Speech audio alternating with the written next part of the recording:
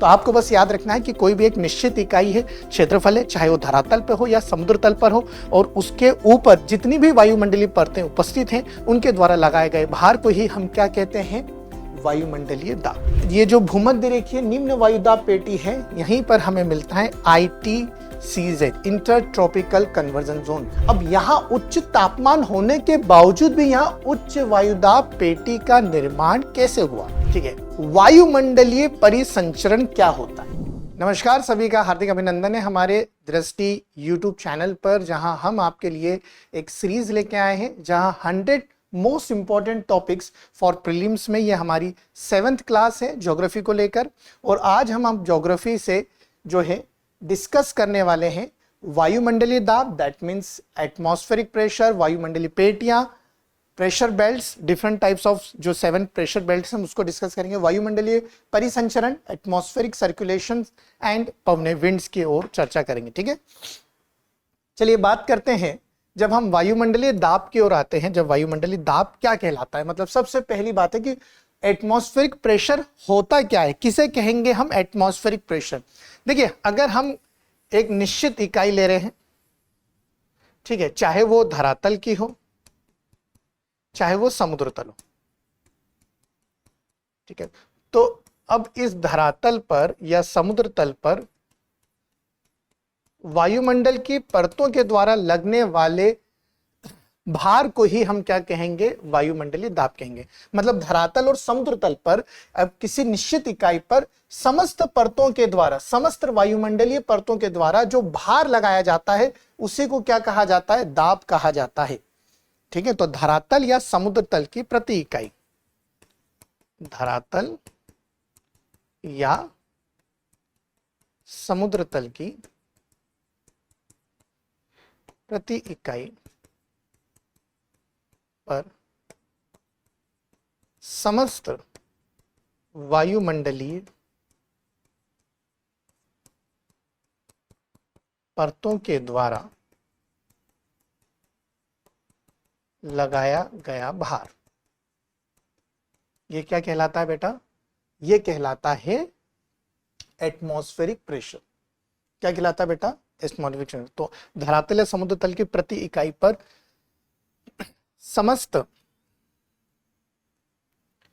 वायुमंडलीय परतों के द्वारा लगाया गया भार। अब एटमॉस्फेरिक प्रेशर जैसे जैसे हम समुद्र तल से ऊपर की ओर जाते हैं, परतों की संख्या कम होगी या वायुमंडल का जो है घनत्व कम होने लगता है। इसी वजह से हमें वायुमंडलीय भार में कमी देखने को मिलती है। फिर से मैं एक बार आपको समझाता हूं कि जैसे जैसे हम वायुमंडल में ऊपर की ओर जाते हैं, मतलब जैसे हम ऊपर की ओर जाएंगे, जैसे नीचे की तरफ बात करेंगे तो सबसे ज्यादा भार आपको समुद्र तल पर मिलेगा। सबसे ज्यादा जो भार है वो समुद्र तल पर मिलता है, क्योंकि समुद्र तल सबसे नीचे होता है। अब जैसे जैसे हम इसमें ऊंचाई पर पहुंचते हैं तो आपको लोअर प्रेशर, मतलब अब यहां पर वायुमंडल की परतों में कमी के कारण आपको ऊंचाई पर एटमॉस्फेरिक प्रेशर जो है वो कम मिलता है, वायुमंडलीय दाब कम मिलता है। और समुद्र तल पर जो है वायुमंडलीय दाब ज्यादा होगा, क्योंकि यहां पर जो परतों की संख्या है वो ज्यादा होगी और नीचे घनत्व भी ज्यादा होता है, तो डेंसिटी ज्यादा होने के कारण वायुमंडलीय दाब ज्यादा होता है, यहां पर कम। पहले ये चीज क्लियर हो गई। तो आपको बस याद रखना है कि कोई भी एक निश्चित इकाई है, क्षेत्रफल है, चाहे वो धरातल पे हो या समुद्र तल पर हो, और उसके ऊपर जितनी भी वायुमंडलीय परतें उपस्थित हैं उनके द्वारा लगाए गए भार को ही हम क्या कहते हैं, वायुमंडलीय दाब। और यह समुद्र तल से उच्च ऊंचाई पर जाने पर, ठीक है, या ऊपर की ओर गति करने पर हमें कम मिलता है, क्योंकि परतें कम हो जाती है और यहाँ परतों की संख्या क्या होती है, ज्यादा होती है। अब इसी आधार पर हम देखते हैं वायुमंडलीय पेटियां। तो देखिए, कुल 7 पेटियों का यहां पर हमने विवरण दिया है, जैसे उच्च ध्रुवीय उच्च वायुदाब की पेटी, उप ध्रुवीय निम्न वायुदाब की पेटी, उपोष्ण कटिबंधीय उच्च वायुदाब की पेटी, भूमध्य रेखीय निम्न वायुदाब की पेटी। इसे ये जो भूमध्य रेखीय निम्न वायुदाब पेटी है, यहीं पर हमें मिलता है ITCZ, inter tropical conversion zone. ठीक है, ये निम्न पेटी को ही हम क्या कहते हैं, शांत पेटी कहते हैं। इसी तरह से यही सब आपको नीचे भी मिलेगा, उपोष्ण कटिबंधीय उपध्रुवीय और ध्रुवीय। आइए एक एक करके समझते हैं कि इन पेटियों की क्या महत्ता है और ये कैसे कार्य हो रहा है। जब हम पृथ्वी के भूमध्य रेखा की बात करते हैं तो भूमध्य रेखा पर आपको मालूम है वर्ष भर जो है सूर्य की किरणें जो है यहाँ पर लंबवत पड़ती हैं। मतलब यहाँ आपको डायरेक्ट रेडिएशन के कारण, मतलब सबसे ज्यादा इंसुलेशन यहीं पर मिलेगा उच्च ताप के कारण। उच्च ताप के कारण यहाँ पर, उच्च ताप के कारण यहाँ वायु दाब की स्थिति जो है वो हमेशा कैसे रहेगी बेटा, कम रहेगी। वायु दाब कम रहेगा उच्च ताप के कारण। मतलब भूमध्य रेखा पर उच्च ताप के कारण हमेशा वायु दाब जो है वो आपको निम्न स्तर पर मिलेगा। इसी कारण जब यहाँ पर निम्न वायु दाब की स्थिति बन जाती, इस जगह पर निम्न वायु दाब की स्थिति बन जाती है तो यहाँ पर इस जगह पर आपको मिलता है ITCZ, inter tropical conversion zone. अब ये इंटर ट्रॉपिकल कन्वर्जन जोन जो है, मतलब अगर हम बात करें कि हमारी जो भूमध्य रेखीय निम्न वायुदाब की पेटी है ये निश्चित नहीं है, ये बदलती रहती है, अपनी स्थिति बदलती रहती। कैसे बदलती है? वो सूर्य की स्थिति बदलने पर ITCZ, मतलब भूमध्य रेखीय निम्न वायुदाब जो पेटी है वो अपनी स्थिति ऊपर, मतलब उत्तरी गोलार्ध में और दक्षिणी गोलार्ध में लेकर जाती है। कैसे होता है वो समझिए। अब जब यहां पर उच्च ताप के कारण वायु दाब निम्न हो जाएगा तो उत्तरी गोलार्ध से वायु प्रवाह और दक्षिणी गोलार्ध से वायु प्रवाह इस पेटी की ओर गति करेगा। ठीक है। अब यहां अधिक ताप होने पर जो क्षैतिज गति होगी, मतलब जो हॉरिजॉन्टल मूवमेंट होगा वायु का, वो निम्न होगा। जैसे ही हवा इस गर्म स्थान पर पहुंचेगी, जैसे ही हवा, जैसे मान लीजिए यह है ITCZ क्षेत्र, जैसे ही हवा उत्तरी गोलार्ध से या दक्षिणी गोलार्ध से इस बेल्ट के ऊपर पहुंचती है, अधिक ताप होने के कारण, यहां ताप ज्यादा होने के कारण ये ऊर्ध्वाधर गति कर देती है। मतलब ये वर्टिकल मूवमेंट करना शुरू हो जाएगी। कैसे करेगी? ये ऊर्ध्वाधर गति करना शुरू कर देती है। इसी वजह से यहां पर आपको क्षैतिज गति नहीं मिलती है, मतलब आपको यहां विंड का हॉरिजॉन्टल मूवमेंट नहीं देखने को मिलेगा। इसीलिए जब यहां पर हॉरिजॉन्टल गति नहीं होती है तो इसी पेटी को क्या कहते हैं? शांत पेटी। क्या कहा जाता है इसे? शांत पेटी कहा जाता है। इसे डोल ड्रम भी कहते हैं। और इसी वजह से जब हम व्यापार वाली स्थिति देखते हैं, इसी जगह पर जब व्यापारी के जहाज, अब क्षैतिज गति तो है नहीं, तो वो रुक जाया करते थे या अटक जाया करते थे। इसे शांत पेटी भी कहते हैं। जितना ज्यादा ऊर्ध्वाधर गति यहां पर वायु करेगी उतना ज्यादा वो ऊपर पहुंचकर कंडेंस होके, मतलब संवहन की क्रिया से प्रेसिपिटेशन, मतलब वाष्पीकरण करेगी। तो इसलिए सबसे ज्यादा वर्षा भी हमें कहां देखने को मिलती है? इसी पेटी में देखने को मिलती है। मतलब हम कह सकते हैं कि इसे तापजन्य निम्न दाब पेटी भी कहा जाता है। इसे क्या कहते हैं बेटा? तापजन्य निम्न दाब पेटी। ठीक है, क्या कहते हैं इसे? तापजन्य निम्न दाब पेटी भी कहा जाता है, क्योंकि टेम्परेचर वेरिएशंस के कारण ही, टेम्परेचर राइज होने के कारण ही यहां पर ITCZ, मतलब इंटर ट्रॉपिकल कन्वर्जन जोन, इस बेल्ट का निर्माण हुआ। यहां पर हम शांत पेटी इसलिए कहते हैं क्योंकि क्षैतिज गति नहीं होती है, यहां ज्यादातर ऊर्ध्वाधर करती है। तो जितना वर्टिकल ऊर्ध्वाधर गति होगी वायु की, उतना कम क्षैतिज गति होगी। इसलिए इस जगह पर आपको डोल ड्रम या शांत पेटी कहा जाता है। और ये आपको कहां मिलेगा बेटा? ये 0 से 5 डिग्री ऊपर अक्षांश पे और 0 से 5 डिग्री नीचे अक्षांश में मिलेगा। तो देखिए यहां पर हमने क्लियर करा है कि 0 से ऊपर, मतलब 0 से ऊपर आप चलेंगे, 0 से नीचे चलेंगे तो उत्तरी गोलार्ध और दक्षिण गोलार्ध दोनों में आपको यहां देखने को मिले। और यहां पर आपको व्यापारिक पवनों का जो है कन्वर्जन देखने को मिलता है। किसका कन्वर्जन हो रहा है? व्यापारिक पवन, मतलब जिसको ट्रेड विंड कहते हैं। तो ये समझ में आया कि इसे निम्न वायुदाब की पेटी क्यों कहा गया है। अब हम चलते हैं उपोष्ण कटिबंधीय उच्च वायुदाब की पेटी। उपोष्ण कटिबंधीय उच्च वायुदाब की पेटी।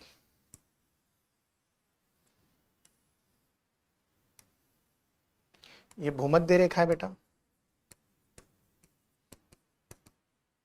दोनों तरफ आपको मिलेगी।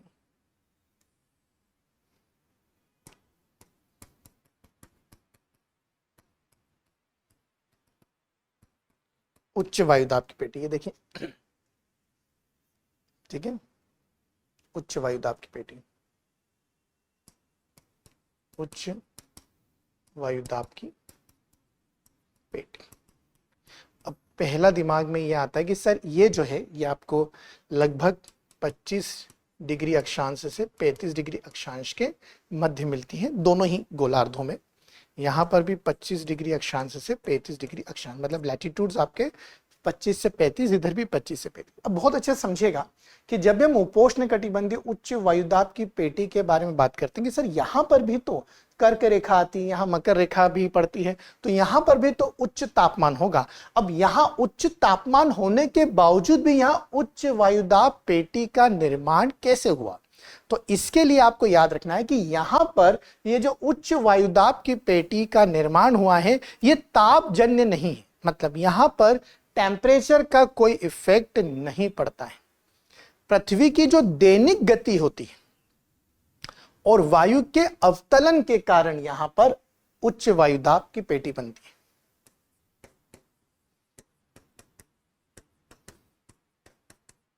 दैनिक गति,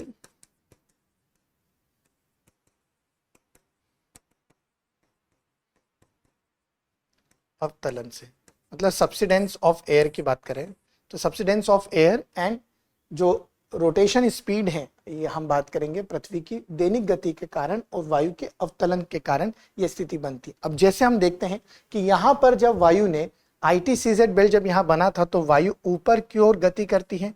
जैसे ही वायु ऊपर की ओर गति करती तो आपको मालूम है कोरियलिस बल के कारण यह उत्तरी गोलार्ध में दाईं ओर और दक्षिणी गोलार्ध में बाईं ओर मुड़ जाती है। ठीक है, उत्तरी गोलार्ध में दाईं ओर और दक्षिणी गोलार्ध में बाईं ओर मुड़ जाती है, क्योंकि यहां से ऊर्ध्वाधर गति करी थी ना, भूमध्य रेखा से ऊर्ध्वाधर गति करी थी जहां निम्न वायुदाब का क्षेत्र बना था। जैसे ही ये हवाएं, जैसे ही ये जो पवन प्रवाह है ये जैसे ही आगे बढ़ता है ये अपने अंदर की ऊष्मा को निष्कासित करके बाहर निकाल कर ठंडा हो जाती है। तो ये ठंडी होने के कारण अब जैसे ये ठंडी हो जाएगी बेटा तो यहां पर ये कोल्ड होने के बाद सब्सिडेंस करेगी, मतलब यहां क्या करा इसने, अवतलन करा। क्या करा बेटा, अवतलन। अब यहां पर वायु का क्या हो गया, अवतलन, दोनों ही जगह पर।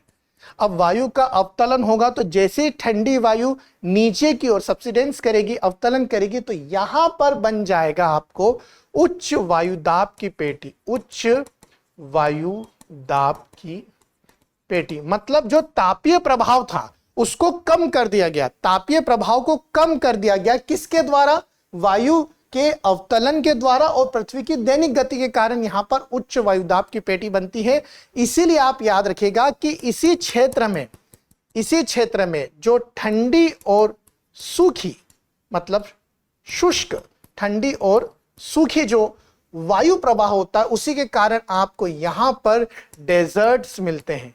दैट मीन्स आपको यहां पर क्या मिलता है बेटा, मरुस्थल मिलते हैं। याद रखिएगा इसी जगह पर आपको क्या मिलते हैं, मरुस्थल मिलते हैं। ये क्वेश्चन पूछा गया है कि मरुस्थल हमें इसी बेल्ट में क्यों मिलते हैं, क्योंकि वायु के अवतलन के कारण यहां पर एक शुष्क क्षेत्र का निर्माण होता है, आपको याद रखना है। इसी से उष्ण और उपोष्ण कटिबंधीय मरुस्थलों का निर्माण होता है। उष्ण और उपोष्ण कटिबंधीय मरुस्थल आपको यहीं देखने को मिलेंगे। ठीक है, वापिस चलते हैं, तीसरे पर आते हैं। तीसरा है उपध्रुवीय निम्न वायुदाब की पेटी, मतलब इसे हम सब पोलर लो प्रेशर बेल्ट बोलते हैं। क्या बोलते हैं, सब पोलर लो प्रेशर बेल्ट। ये आपका सब ट्रॉपिकल हाई प्रेशर बेल्ट है, मैं यहां लिख देता हूं, ये सब ट्रॉपिकल हाई प्रेशर था बेटा, और ये आ जाएगा आपका सब पोलर लो प्रेशर। ठीक है,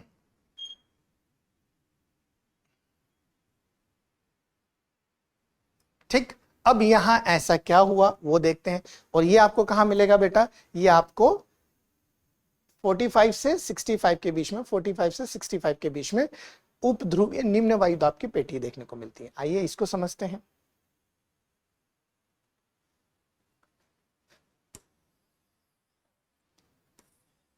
ये भूमध्य रेखा बेटा, ये आपकी हमने बताया उपोष्ण उच्च वायुदाब पेटी, और यहां पर हमने, ठीक है, उपध्रुवीय निम्न वायुदाब पेटी।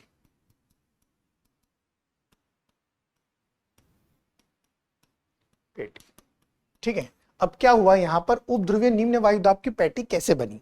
अब यहां पर भी आपको याद रखना है कि इस क्षेत्र में पर्टिकुलर नीचे भी आएगा, ये दोनों ही जगह आपको मिलेंगे।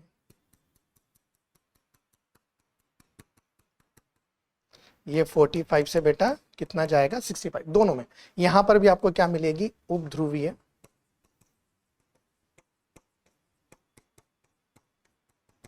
निम्न वायुदाब पेटी। क्या मिलेगी बेटा? उपध्रुवीय निम्न वायुदाब पेटी। अब यहां पर इसमें जो मुख्य कारण है वो है पृथ्वी की घूर्णन गति के कारण। ठीक है, क्या लिखेंगे आप? पृथ्वी की घूर्णन गति के कारण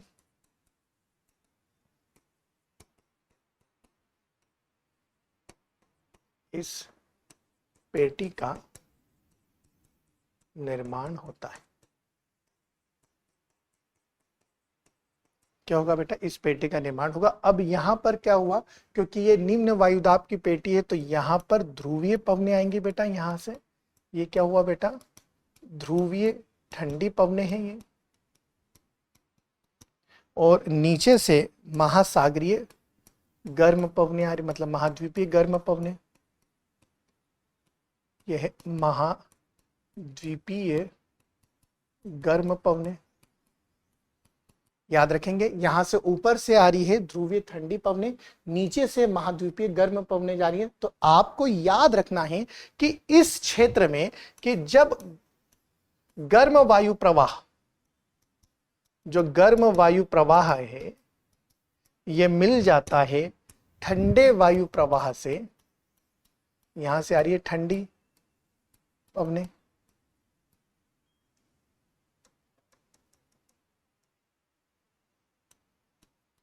ठंडी पवनें। ठीक है, तो यहाँ ठंडा पवन प्रवाह या गर्म प्रवाह। अब ऐसी स्थिति में क्या होगा कि जो ठंडी पवनें हैं वो गर्म वायु प्रवाह को क्या कर देगी? ऊपर की ओर उठा देगी। कहां कर देगी? ऊपर की ओर उठा देगी। अर्थात यहां पर जो गर्म वायु प्रवाह है ये ऊर्ध्वाधर गति तेजी से करेगा। बहुत अच्छे से याद रखेंगे कि यहां बनेगी फ्रंटल कंडीशन। क्या बनेगी? यहां पर फ्रंटल कंडीशन बनेगी। आपको याद रखना है वाताग्र की स्थिति यहां बनती है तो गर्म वायु प्रवाह जो है तेजी से ऊपर की ओर गति करेगा, मतलब ऊर्ध्वाधर गति बहुत तेजी से होगी। इसीलिए इस क्षेत्र में क्या बन जाएगा?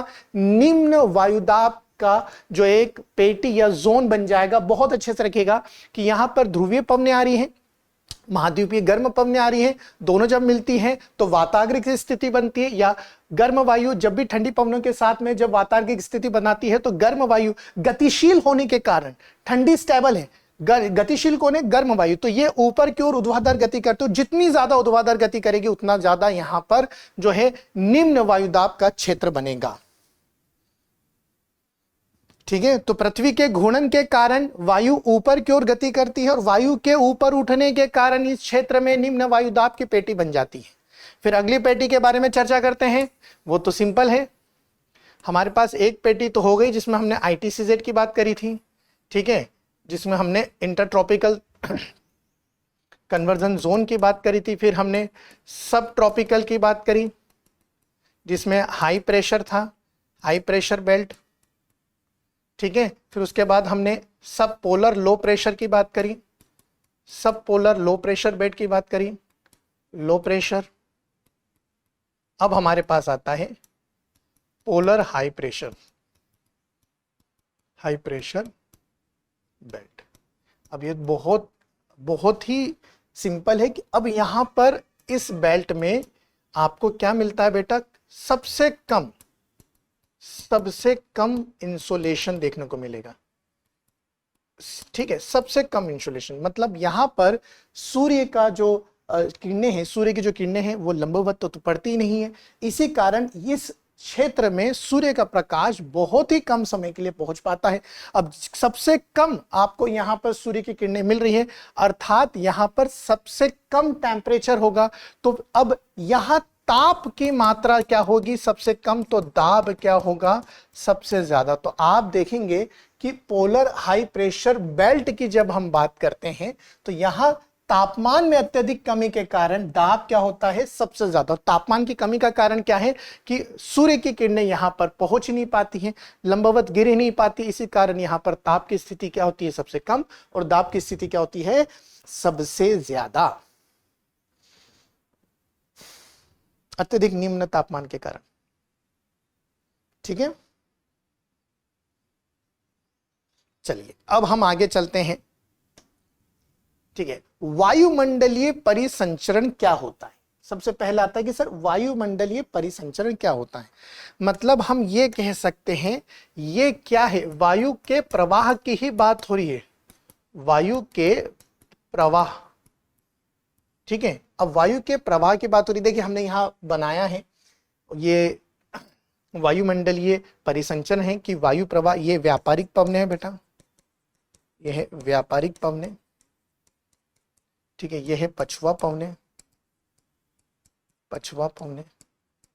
और ये हो जाएंगे आपकी ध्रुवीय पवने बेटा, ये क्या हो जाएंगे, ध्रुवीय पवने। तो पछुआ पवने, ध्रुवीय पवने, व्यापारिक पवने, नीचे भी वही रहेगा। अब हम जब भी पूछेंगे आपसे कि ये क्या होता है तो आप क्या कहेंगे कि हवाओं का गतिशील होना ही वायुमंडलीय परिसंचरण कहलाता है। हवाओं का गतिशील होना ही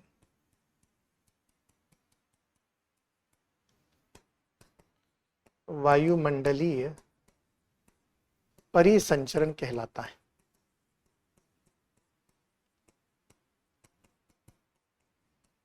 ठीक है, इसके मुख्य कारण क्या है। ठीक है, मतलब मैं तो या तो वायु प्रवाह कह दूं या हवाओं का गतिशील होना ही क्या कहलाता है बेटा, वायुमंडल परिसंचरण कहलाता है। बहुत अच्छी से याद रखिएगा कि वायुमंडल में होने वाली जो हवाओं की गतिशीलता है उसी को हम क्या कहेंगे, परिसंचरण कहेंगे। इसके 3 कारक है बेटा, स्थानिक, कालिक और ऊंचाई। स्थानिक, कालिक और ऊंचाई। ठीक है, मतलब स्पेशल। ठीक है, स्पेशल कहा जाता है, स्पेशल। स्थानिक होता है, स्थानिक प्रभाव के कारण, कालिक और ऊंचाई। ठीक है, 3 कारण आते हैं, याद रखेंगे मुख्य तौर पर। ठीक है, गतिशीलता के कारण। क्लियर है बेटा। टेम्परल, कालिक को कहते हैं बेटा टेम्परल, और ऊंचाई मतलब अल्टीट्यूड।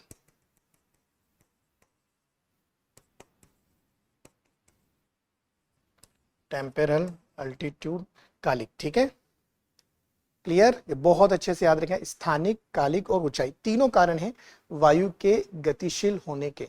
स्थानिक कारक होते हैं, कालिक कारण होते हैं और ऊंचाई, ये तीनों के कारण जो है वायु की गतिशीलता जो है प्रभावित होती है। और वायु की गतिशीलता को हम क्या कहते हैं, वायुमंडलीय परिसंचरण। और इसी परिसंचरण के कारण बनते हैं परिसंचरण कोश। क्या बनते हैं बेटा, परिसंचरण कोश। देखते हैं, यह है परिसंचरण कोश। बहुत अच्छे से याद रखेंगे कि परिसंचरण कोश बनते कैसे हैं और ये किस तरह से होते हैं। 3 तरह से होते हैं, एक होता है हैडली, फेरल और पोलार। 3 तरह के आपको परिसंचरण कोश मिलते हैं। अब परिसंचरण कोश जिसको हम कहते हैं सर्कुलेशन सेल, क्या कहा जाता है बेटा, सर्कुलेशन सेल। मतलब वायु जो है एक सर्कुलेशन वे में, मतलब इस तरह से गति कर रही है कि पुनः उसी स्थान पर पहुंचती है। जैसे समझते हैं, सबसे पहले हम लेते हैं आपको व्यापारिक पवनों के द्वारा जो परिसंचरण देखने को मिलता है। व्यापारिक पवनों के द्वारा जो परिसंचरण देखने को मिलता है उसे हम कहते हैं हैडली सेल, ये याद रखेंगे। फेरल सेल में आपको मिलता है पछुआ पवनों के द्वारा, और वहीं पोलार सेल्स में आपको ध्रुवीय पवनें। तो पोलार सेल में आपको क्या मिलेगी? ध्रुवीय पवनें, यहां पर पछुआ पवनें, और यहां पर व्यापारिक पवनें। बहुत अच्छे से समझेंगे इसको। सबसे पहले हैडली परिसंचरण से, हैडली परिसंचरण कोश के बारे में बात करते हैं। क्या होगा? देखिए, हमने बात करी थी भूमध्य रेखा की, भूमध्य रेखा की बात करी थी। भूमध्य रेखा से ऊर्ध्वाधर गति के कारण अधिक ताप और निम्न दाब के कारण, यहां पर ताप क्या था बेटा? ज्यादा था, ताप ज्यादा, और दाब क्या था बेटा? कम था, जिसके कारण वायु जो प्रवाह है वो यहां पर आता है, कन्वर्ज होता है। मगर जैसे ही अधिक तापमान से जो वायु प्रवाह टकराता है, तो जो गर्म भूमि है उसके कारण वो हवा हल्की होकर ऊर्ध्वाधर गति करती है। अब हल्की होकर ऊर्ध्वाधर गति करेगी तो वायु ऊर्ध्वाधर गति करके कहां चली गई? ऊपर तेजी से गई। ऊर्ध्वाधर गति करते हुए जैसे ही वो क्षोभ मंडल की सीमा तक पहुंचती है ठंडी होकर, ठीक है, ये वापिस से क्या करती है बेटा? अवतलन करती है। वापिस से क्या करती है? अवतलन करती है, अवतलन करेगी, ठीक है। अवतलन करने के बाद ये क्षैतिज गति करती है और पुनः ये चक्र कंप्लीट होता है। इसे कहते हैं हैडली परिसंचरण कोश। देखिए वहां बनाया है कि भूमध्य रेखा से ऊपर की ओर उठी, ठीक है, ऊर्ध्वाधर गति करी, फिर अपने अंदर की ऊष्मा को निष्कासित करते हुए ठंडी होकर क्या होगी? अवतलन करेगी। यहां अवतलन है, यहां ऊर्ध्वाधर गति।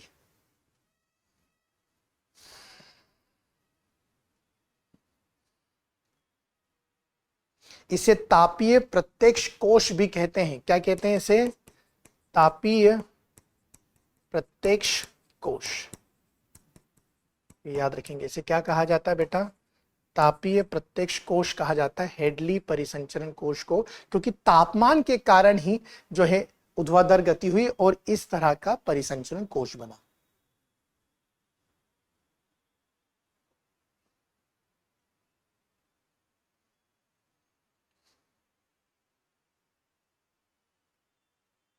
बहुत अच्छे से याद रखिएगा कि भूमध्य रेखा पर कोलिस बल के कारण ये उत्तर और दक्षिण की ओर जो है मुड़ जाती है। मतलब यहां से हवाएं ऊपर की ओर उठी, उत्तरी गोलार्ध में दाईं ओर, दक्षिण गोलार्ध में बाईं ओर ये मुड़ गई।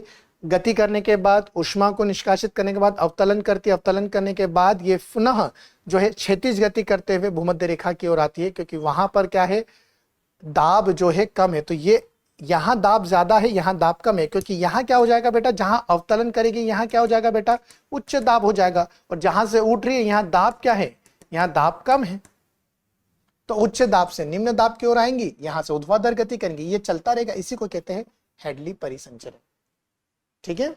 फिर फेरल परिसंचरण की बात करते हैं। जब हम फेरल परिसंचरण की बात करते हैं,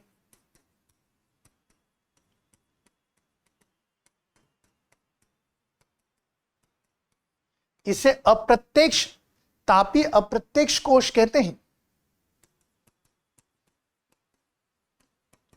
अप्रत्यक्ष कोश कहा जाता है।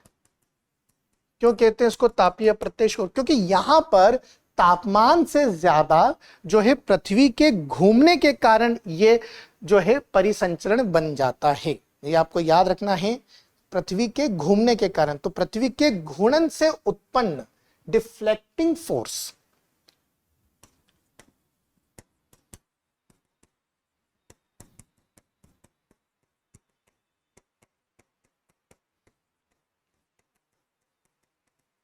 डिफ्लेक्टिंग फोर्स के कारण, ठीक है, यह फेरल कोश बनता है।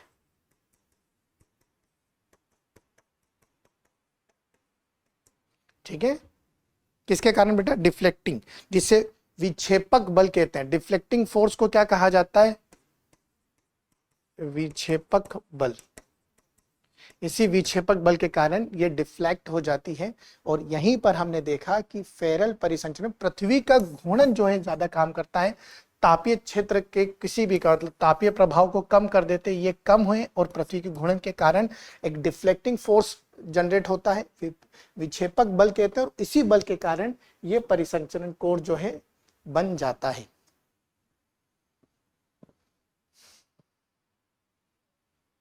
ठीक है, बस याद रखिएगा ये वाला जो पछुआ जो कोश है, मतलब जहां पर फेरल परिसंचरण कोश होता है, इसमें उत्तरी गोलार्ध और दक्षिणी गोलार्ध में अंतर देखा जाता है, क्योंकि दक्षिणी गोलार्ध में जलीय भाग ज्यादा है।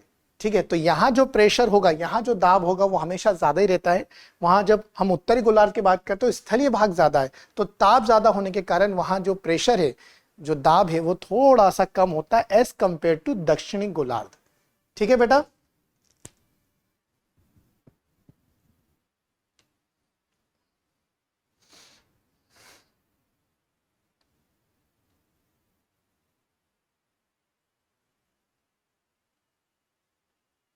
याद रखना डिफ्लेक्शन फोर्स के कारण जो है दो भागों में चली जाती है। क्लियर। लास्ट आता है बेटा आपका पोलर ध्रुवीय पवने।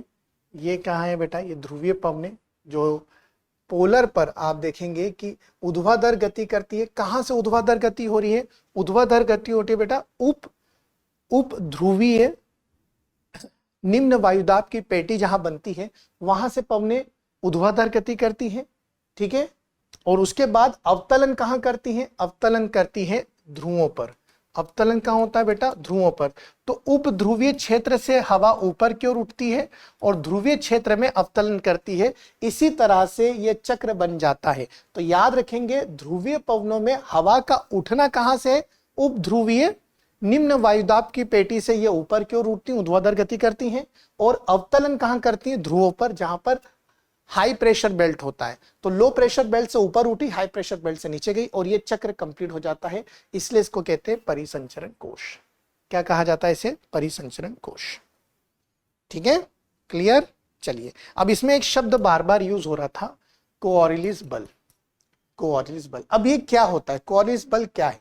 देखिए, कोऑरिलिस जी ने भी इसे जो है प्रतिपादित किया था। कोऑरिलिस बल क्या है, एक प्रकार का, क्या ये वास्तव में बल है, क्या ये वास्तव में बल है। देखिए, पृथ्वी जो है, यह है पृथ्वी। पृथ्वी की दिशा कैसी होती है, पृथ्वी की दिशा होती है पश्चिम से पूर्व की, पश्चिम से पूर्व की ओर गति करती है। मतलब पृथ्वी की जो गति है, अगर हम बात करेंगे, वो लगातार पश्चिम से पूर्व की ओर चलती है। और अब पूर्व से पश्चिम की ओर आपको एक प्रवाह देखने को मिलता है। पूर्व से पश्चिम की ओर क्या है, ये प्रवाह देखने को मिलता है। अच्छा, याद रखिएगा डिफ्लेक्शन फोर्स जो है वो भूमध्य रेखा पर सबसे कम होता है और ध्रुवों पर सबसे ज्यादा होता है। ठीक है, वो हमने जो बताया था। अब ये प्रवाह जो है आपको पूर्व से कहां मिल रहा है, पश्चिम की ओर। अब ये जो प्रवाह है ये उत्तरी गोलार्ध में, उत्तरी गोलार्ध में अपने दाईं ओर, मतलब राइट साइड, और दक्षिणी गोलार्ध में लेफ्ट साइड जो है बैंड हो जाता है या डिफ्लेक्ट हो जाता है। दाईं ओर और बाईं ओर, दाईं ओर और बाईं, दाईं ओर कहां, अपने उत्तरी गोलार्ध में, बाईं ओर कहां, लेफ्ट साइड, मतलब हम दक्षिणी गोलार्ध में ये प्रवाह नीचे की ओर डिफ्लेक्ट हो जाता है। ये कैसे हुआ, ये कैसे हुआ समझाता हूं। जैसे आप एक पानी का पाइप लेंगे, प्रेशर, उसको जैसे ही पानी के पाइप को आप सीधा कर देंगे तो आप देखेंगे थोड़ी दूर जाकर वो विभाजित हो रहा है। जैसे फव्वारा होता है, स्प्रिंकलर होता है, वैसे ही कुछ यहां पर स्थिति बनती है। ठीक है, इसको डिफ्लेक्टिंग फोर्स कहते हैं, विक्षेप बल कहते हैं। ठीक है,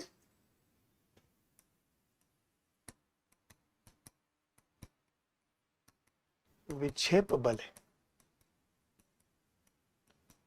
ठीक है, क्या है, यह एक विक्षेप बल है, कोऑरिलिस बल,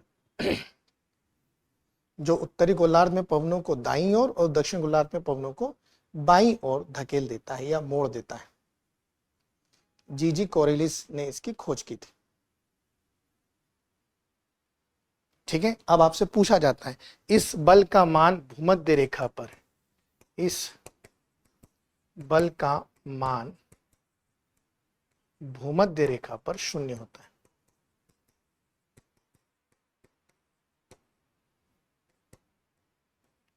शून्य होता है,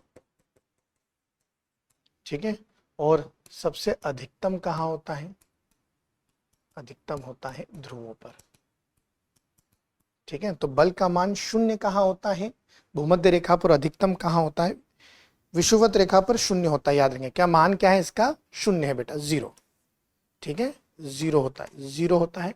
और यहां पर मैक्सिमम, यहां पर शून्य मतलब ये क्या है? मिनिमम, ठीक है। क्लियर?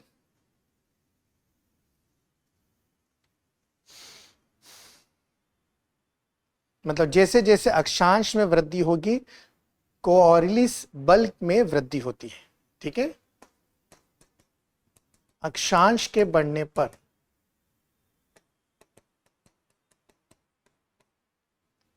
बल में वृद्धि,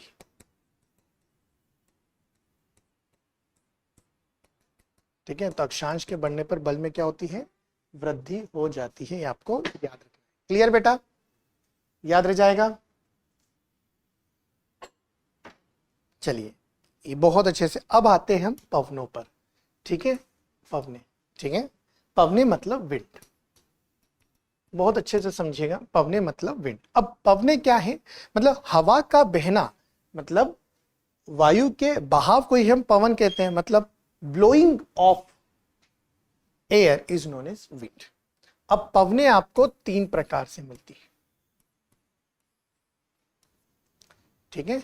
एक होती है बेटा प्रचलित पवने। क्या होती है? प्रचलित पवने।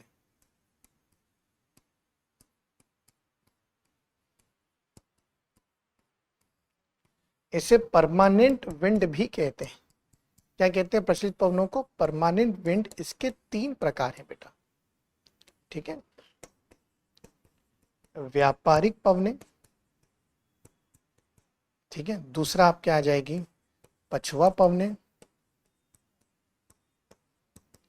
तीसरी आ जाती बेटा ध्रुवीय पवने। मतलब ये अपनी दिशा नहीं बदलती। प्रचलित पवने अपनी दिशा नहीं बदलती, कहते हैं वर्ष भर ये एक ही दिशा में, जो इनका निश्चित पाथ होता है उसी में चलती है। व्यापारिक पवने आपको कहाँ मिलेगी? 0 अक्षांश से 30 डिग्री अक्षांश के मध्य मिलती है। वहीं पछुआ पवने आपको 30 डिग्री अक्षांश से कहाँ मिलती है बेटा? 60 डिग्री अक्षांश पर। वहीं ध्रुवीय पवने आपको कहाँ मिलेगी? 60 डिग्री अक्षांश से लेकर 90 डिग्री अक्षांश के बीच में आपको क्या मिलती है बेटा? प्रचलित पवने, या स्थायी पवने भी कहते हैं इसको। क्या कहते हैं? स्थायी पवने। परमानेंट होती ना, इसलिए। फिर आती है आपकी मौसमी पवने। क्या आती है बेटा? मौसमी पवने। मौसमी पवने। अब देखिए, मौसमी पवने ये वे पवने होती हैं जो 6 माह में, मतलब 6 माह में अपनी दिशा जो है बदल लेती है। मौसम के बदलने पर वे पवने अपनी दिशा बदल लेती है, इसलिए नाम भी क्या रख दिया? मौसमी पवने। इसमें भी आप तीन प्रकार देखते हैं। एक होता है मानसूनी पवने, मानसून विंड बोलते हैं, ठीक है। एक आप कहते हैं लैंड एंड सी ब्रीज, ठीक है, स्थलीय व जलीय पवने, ठीक है। एक होता है आपका माउंटेन, इसको मानसून पवने बोलते हैं ना। इसको इंग्लिश में कहते हैं बेटा trade wind, westerlies wind and polar wind. Mountain and valley, valley breeze, ठीक है। ये आपकी हो गई माउंटेन एंड वैली, मतलब पर्वतीय व घाटी पवन, ठीक है। अब आपकी आती है क्षेत्रीय पवने। क्या आती है बेटा? क्षेत्रीय पवने। क्षेत्रीय पवने जिनको हम लोकल विंड्स के नाम से जानते हैं। और लोकल विंड्स भी आपको दो प्रकार की मिलेगी बेटा, एक ठंडी होती है और एक होती है गर्म। मतलब जो तापमान में ठंडक ला देती है और एक तापमान में गर्मी बढ़ा देती है। ये जैसे लू, अगर आप देखेंगे एक एग्जांपल ले सकते हैं, लू वाला एग्जांपल ले सकते हैं। यहाँ पर हम ले सकते हैं जैसे आइस ईटर, आइस ईटर और ये लू वाला, ठीक है। देखते हैं प्रचलित पवने, मतलब ये मैं हमेशा कहता हूं बच्चों से कि ये आपके वो हो गए जैसे बचपन के दोस्त भाई, जो आपका साथ अभी भी आपके साथ में हैं। ये वो लोग हैं जो कैसी भी कंडीशन होती है तो अपनी दिशा नहीं बदलते, मतलब व्यापारिक पवने, पछुआ पवने, ध्रुवीय पवने, ये अपनी दिशा नहीं बदलती। मौसमी पवने जो है जैसे मानसूनी पवने 6 माह अपनी दिशा अलग रखती है और अगले 6 माह अपनी दिशा में ये बदलाव लेकर आती है। लैंड ब्रीज और सी ब्रीज, माउंटेन, ठीक है, एंड वैली विंड्स हो जाती है। ठंडी पवने और गर्म पवने की बात यहाँ करेंगे। तो हमारे अगले जो लेक्चर होगा हम उसकी शुरुआत यहीं से पवनों से ही करेंगे और पवनों को विस्तार से देखेंगे कि किस तरह से क्षेत्रीय पवनें, चिनूक क्या है, किस तरह से प्रभावित करती है, किस क्षेत्र में प्रभावित होती हैं। तो local winds, westerlies wind, trade winds, polar winds, ठीक है, सभी प्रकार की विंड्स को हम डिस्कस करेंगे हमारे अगले जो है सेशन में, ठीक है। Thank you so much. जय हिंद, जय भारत। अब एग्जाम की तैयारी को और बेहतर करने के लिए हमारे चैनल को लाइक, शेयर और सब्सक्राइब करना ना भूलें।